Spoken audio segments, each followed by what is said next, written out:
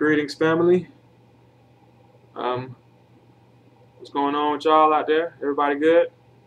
Great. Just doing a little late night video, man. Excuse the lighting. Might be hard to see. As long as you can hear, that's all that matters. Just want to do a little quick video, get some basic information, because some of us are just getting into this whole health conscious movement. Some of us are new to this and just being introduced to certain concepts, and I don't want to just jump out there and start giving information without giving the basics. You have to have a foundation. You need something to stand on before you can start building on this or start building yourself. So I want to start by talking about the 5 whites. The 5 whites. That was one of the first things that I learned when I got on my journey. And that was an excellent starting point for me, and I think that could be a good starting point for a lot of other people. Very simple. Ain't no, like I said, we're not going to get too technical with this. So for all those just making their transition, look into the 5 whites. I ain't going to give you too much information about it. Like I say, all that's coming in the book. I'm putting all this in the book, so it'll be a little bit more technical. We get a little bit more in depth, but right now I just want to get you familiar with the concept. And we already discussed that eating darker foods or carbonated or melanated things are usually better for you, more nutritious. Like they say, the blacker the berry, the sweeter the juice. Well, there's some science to that. You're dealing with real berries and real fruits and vegetables and grains and all of that. So when we're talking about whites, the 5 whites, what we're talking about is things that have more than likely been altered to get that way. They've been put through a process which leaves them in a state where they are adversely affecting your health as opposed to being nutritional. And you'll see what I'm saying as we talk about this. What are the 5 whites? First, we got fat. I'll start with fats. That's talking about fatty foods. You see, you can get you a piece of meat, all that white shit around it, that's the fat. Fat on your chicken, fat on your pork, the fat. Also, that's talking about lard, grease, Crisco, frying foods. That's fat. Talking about grease, you're talking about fat. You're really talking about mucus. We'll get into that later. Okay, the fat, we already know the fat clogs the arteries. Okay, fat collects in the body and disrupts the normal function of your organs. Building up of fat cells is the things that diseases live in. Fat cells are the environment that diseases live in. That's the place you have to create an environment for germs, bacteria, and viruses to thrive. So the fat cells that you accumulate, those pockets of fat that we get when we start eating fatty foods, those are the places where the diseases and germs and viruses will grow and dwell and develop in your body. Okay, so this is why it's important to watch the amount of fat that you have in your body. Your body fat content is very important. Okay. Second white, dairy. All dairy products, milk, anything made out of milk, started off white. Whether it's cheese, strawberry ice cream, chocolate milk, I don't care what color it is now, came from the cow, it was white. Dairy, all dairy is white. The reason why we get milk enriched with all these different vitamins and minerals and stuff, and cheese got all these vitamins and stuff added, because through the pasteurization process, it's a heating process where they supposedly killing all the germs and the bacteria in this shit, but at the same time they actually kill the milk and all the good stuff in it at the same time, which is why your milk decays over time. not going bad. When we say going bad, that make it sound cool. You know, that's not as serious as what's really happening. What it's really doing is rotting, dying, decaying in your refrigerator. So that smell, that rotten milk smell, is the smell of death that you're smelling. Okay, like dead animals, dead flesh. That's rotted life in that jug. Not to mention that milk actually robs calcium from your bones and causes osteoporosis, as opposed to strengthening your bones and preventing osteoporosis. That's a myth. That's a lie told to you by people who want you to continue to buy milk. Okay?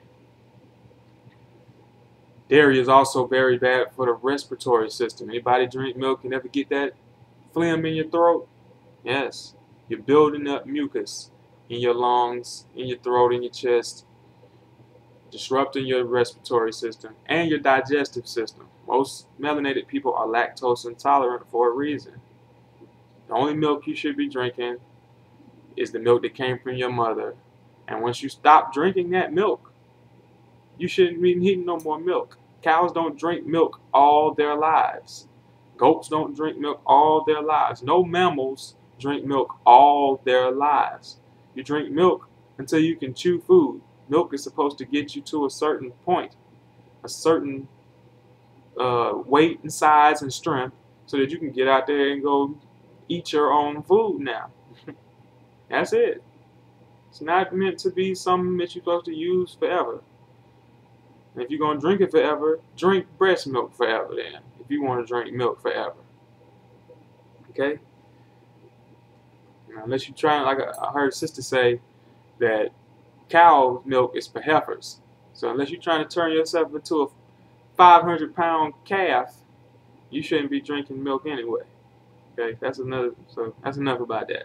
Common sense shit right there. 3, salt. We talked about salt when we talking about high blood pressure. Very important. The salt works together with the fat to get the heart attacks and the heart cardiac arrest and all that shit. Processed salts that we buy pokes holes in your veins and arteries as it travels through your bloodstream.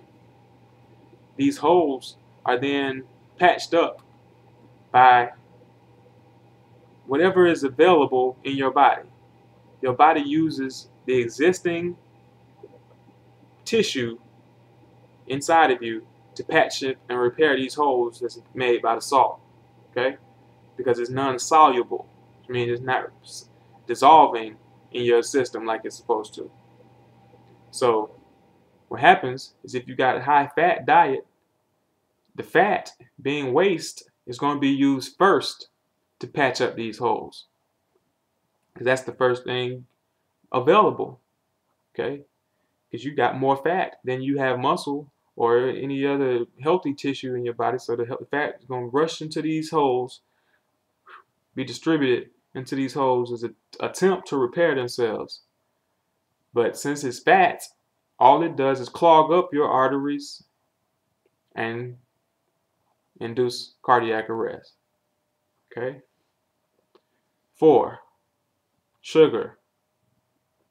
Granulated processed sugar. 1 molecule away from crack cocaine. This is a drug. There's nothing else. That's all it is. It's a drug. That's why everybody have a problem getting off the sweets. That's why you have a sugar rush. This is why you have sugar high and then you come down. This is why you have cravings for sugar. Sweet tooth. These cravings, these urges, and you actually will have withdrawal symptoms if you go a certain amount of time without getting your sugar fix.